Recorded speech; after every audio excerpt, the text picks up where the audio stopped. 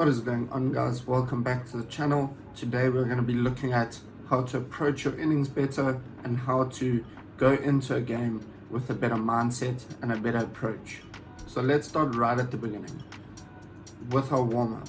How can we improve our warm-up in order to play better in a game and to get yourself into the right mindset and the right frame of mind to perform when we go out to bat in the middle? The first thing you can do is obviously get a mate to throw you a couple balls and just feel the ball off the middle of the bat. Another thing I really like to do is after every couple of overs, just get up and do a couple footwork drills, whether it's going through a ladder, whether it's using cones. Just get your feet moving and get the blood flowing. Now onto analyzing the game situation. So of course, when you're sitting on the side of the field, the reason we play the game is to enjoy the game. So talking nonsense with your mates, obviously I'm all for that. All I'm saying is when you're on the side of the field, you are often missing out on opportunities to analyze the game. So just every over, just take a minute, not even every over, just every second over, take a minute to just look at the match situation, analyze what type of field you're playing on, so the dimensions of the field, is the grass long? I mean, obviously if there's long grass in the field, you're not going to be able to hit it through the gaps as much as you would like to. You're going to have to go over at some point. So analyzing the conditions of the field, also analyzing the pitch, which is pretty simple. A lot of people do that already, but there are some things that we often overlook and we often miss out when it comes to analyzing the game situation. This can be often overlooking what types of bowlers the opposition have. So say they've got 3 or 4 spinners, or say they've got no spinners. You need to work out how you can use that to your advantage. So say the pitch is very slow and low and it's turning a lot, you're going to have to target the pace bowlers whenever they are on. So make sure if you are playing in that situation that you are able to target those seamers nice and early and make sure that you get the bulk of your runs against the seamers. Another thing that is often overlooked is who the best fielders are in the opposition, as well as what hand they throw with. So often I ask my team who's the best fielder and they are clueless, but it really is important, and it can be the difference between getting a single for your 50 and getting run out. So really focus on what fielders are going to be the best fielders, what fielders have the best arms.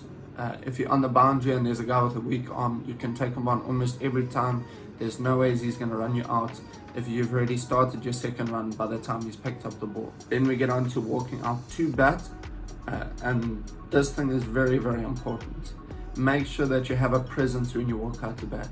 Don't just walk out, fiddling with your gloves or dragging your bat.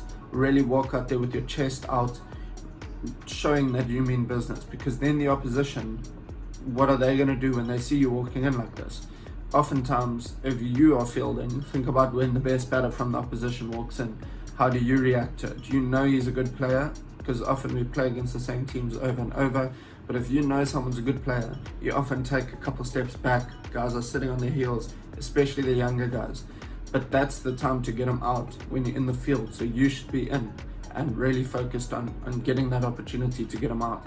But when you're the batter and that happens and the fielders back off a little bit, it one opens up opportunities to get singles, and 2, fielders are on their heels, so they're not going to be as alert to you. So you've got more chance of not going out if fielders are obviously not alert, and more chance of scoring runs. Another thing that's really important is actually having a batting plan.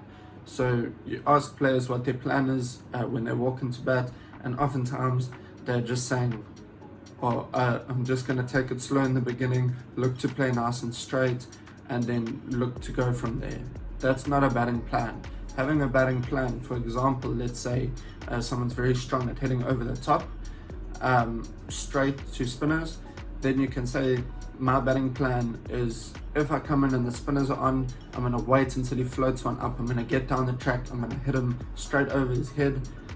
If I can do that twice in 2 overs, it's more than likely that the opposition captain is going to send a guy back onto the boundary, and that opens up a whole lot of gaps for me to now exploit and just hit those gaps over and over to get singles, to work my way to 30, and then once I'm in from there I can look at pushing other sweepers back, and then the gaps open up and then batting becomes easy.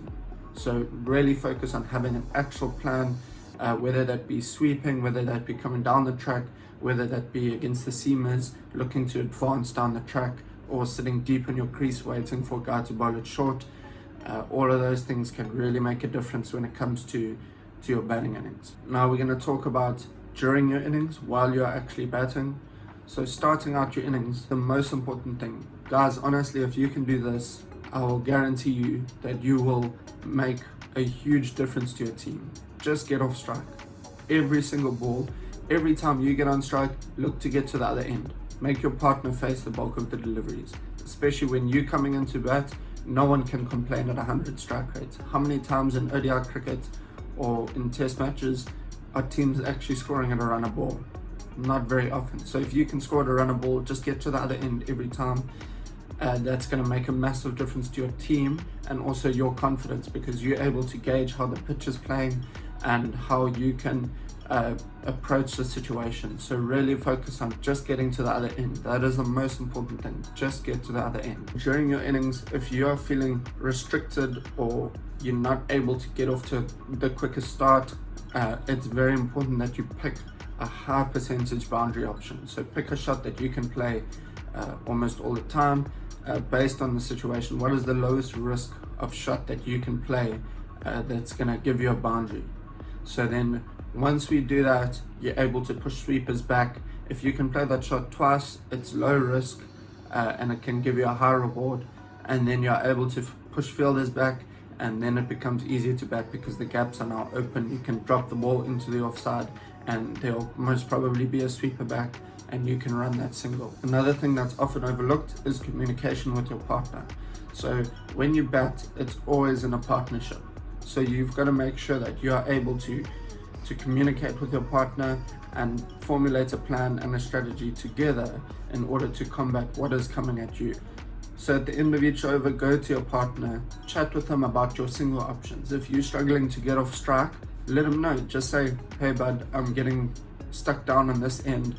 I can see the guy at mid-wicket is sleeping a little bit, and he usually throws with his left arm. He's not the best fielder. I'm going to hit to his right-hand side, and you can back up for me and we can take the quick single to him.